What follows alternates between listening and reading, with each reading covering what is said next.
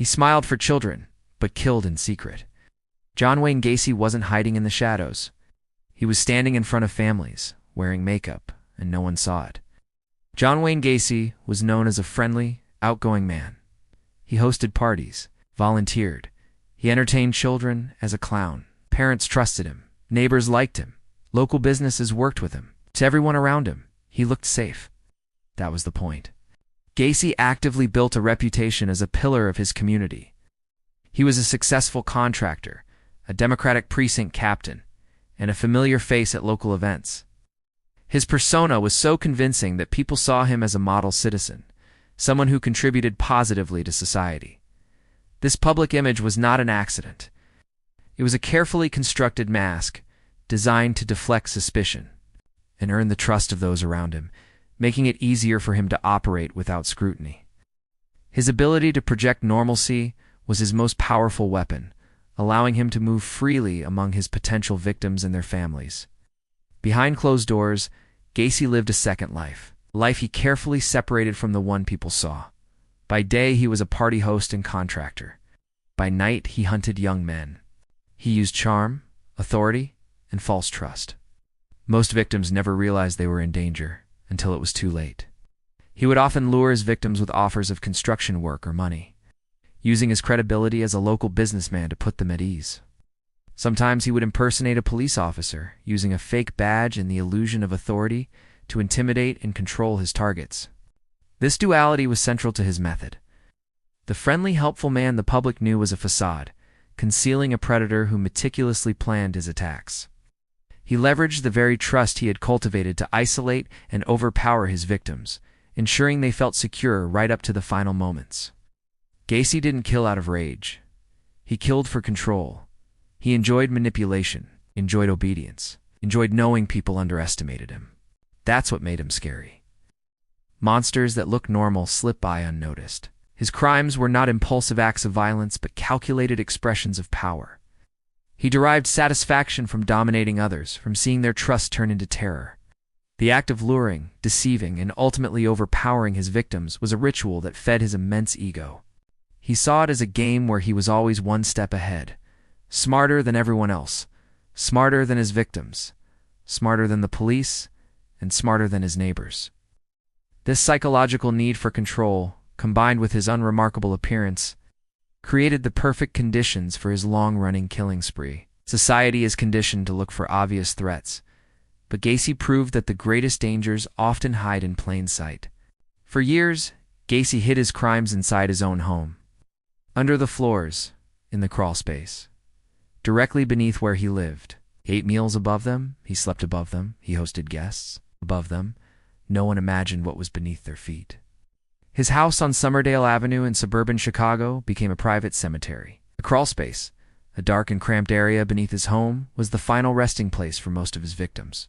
He treated this horrific secret with a chilling indifference, going about his daily life as if nothing was wrong. He continued to host his famous backyard barbecues, with friends and neighbors walking just feet above the buried remains. This compartmentalization demonstrates a profound lack of empathy and a complete disconnect from the gravity of his actions. The home, typically a symbol of safety and family, was transformed into a macabre tomb, its secrets hidden by floorboards and drywall. Neighbors noticed something was wrong. There was a smell. Gacy explained it away. Sewer problems, dead animals, construction issues. People accepted the excuses, because believing the truth would have been worse. The stench of decomposition became increasingly noticeable around the property, especially during the humid summer months. When confronted, Gacy had a ready-made list of plausible explanations. He blamed moisture under the house, claimed a sump pump had malfunctioned, or said that rodents had died in the walls. His neighbors, who knew him as a friendly contractor, had no reason to doubt him. The idea that their affable neighbor could be responsible for something so sinister was simply unthinkable. It was way easier to brush off a boring explanation, even with the problem right there, than to face the scary truth staring them down. This collective denial allowed Gacy to continue his crimes for years. Eventually, police began to suspect him. When they searched his home, they didn't find one body. They found many. More than 30 victims were recovered, buried under the house of a man people trusted. Some victims were never identified. The investigation finally focused on Gacy after the disappearance of a 15-year-old boy named Robert Piest was last seen speaking with him about a job. As police delved into Gacy's background, small inconsistencies turned into major red flags. A search warrant was obtained, and what they discovered was a scene of unimaginable horror. Investigators painstakingly excavated the crawl space, unearthing body after body. The sheer number of victims was staggering. 29 were found on his property, while several others were recovered from the nearby Des Plaines River. The man who had charmed his community was revealed to be one of history's most prolific serial killers. The search for justice was incomplete, as the identities of some victims remain unknown to this day. Gacy didn't think he was a monster. He thought he was smarter than everyone else. And for years, his normal look kept him safe. That's the most disturbing part. Not how he killed, but how easily he blended in. Throughout his trial, and even on death row, Gacy displayed a stunning lack of remorse, often boasting about his crimes and taunting investigators.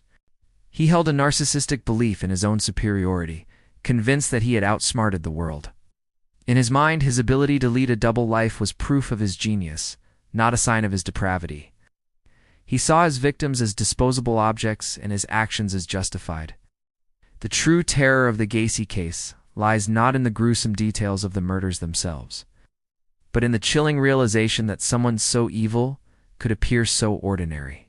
He shattered the comforting illusion that we can easily identify danger, proving that monstrosity can wear a friendly face. John Wayne Gacy lived among people who laughed with him, trusted him, invited him into their homes. They never suspected what he was capable of, and that's why his case still terrifies people. Because evil didn't hide. It smiled.